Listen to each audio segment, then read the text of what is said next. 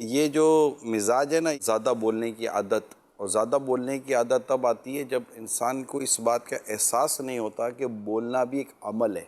फजूल अमल, नेक अमल, गुनाहों भरा अमल जो ज़बान के ज़रिए हो सकता है। ये ज़बान एक उज़्व है, एक आला है। इसके ज़रिए फजूल अमल भी कर सकते हैं, इसके ज़रिए नेक अमल भी कर सकते हैं। तो बोलना एक अमल है और ये लिखा जाता है।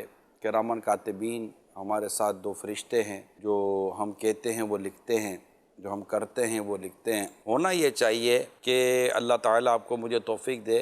आमीन। हदीस पाक पर अमल हो, मन समाता नजा, जो चुप रहा उससे नजात पाई। सुभान अल्लाह। हदीस पाक पर अमल हो कि जो अल्लाह और क़यामत के दिन पर ईमान रखता है वो अच्छी बात कहे वरना खामोश रहे।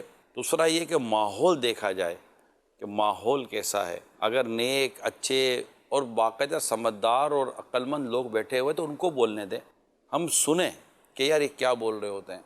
आम तौर पर ये आदत वाला आदमी जो बहुत ज़्यादा दिमाग ख़राब कर देता है, बोलता है, दिमाग चाट जाता है। बाज़ जगहों पर तो इन लोगों को पजीराई मिल जाती है, मैं आपको बता रहा हूँ, लेकिन ओवरऑल जनरली समझदार, पढ़े लिखे, सुलझे हुए लोगों में इनको कभी पजीराई मिलती नहीं है, बल्कि उनको बुलाते नहीं। अब इसको नहीं बुलाना यार, दिमाग ख़राब करता है यार। फिर ऐसे लोग हैं ना, बेवक्त बोलते हैं, बेतुका बोलते हैं। ये नहीं समझ रहे होते कि हम बोलते वक्त किसकी इज्जत को पामाल कर रहे हैं, किसके मकाम व मर्तबे को पामाल कर रहे हैं। ऐसे लोगों से जो इज्जतदार, समझदार अगर उस गैदरिंग में हो ना, तो उनसे मुंह नहीं लगाता हूँ। पता है, थोड़ा सा मुंह लगाऊंगा, ये छठ से चार आदमी मेरी बेइज्जती कर देगा। ये लोग अपनी ज़बान के ज़रिए जितना लोगों को तकलीफ़ पहुँचा रहे होते हैं और अपनी ज़बान के ज़रिए अपने आमाल को जितना बर्बाद कर रहे होते हैं, अल्लाह की पनाह। मीठे बोल एक रिसाला मिले सुन्नत का, उसको पढ़ें। खामोश शहज़ादा एक रिसाला है, उसको पढ़ें। महीने में एक दिन योम कुफ्र मदीना के तौर पर हम अपना दिन मनाते हैं पीर शरीफ को, उसका एहतिमाम करें तो इंशाअल्लाह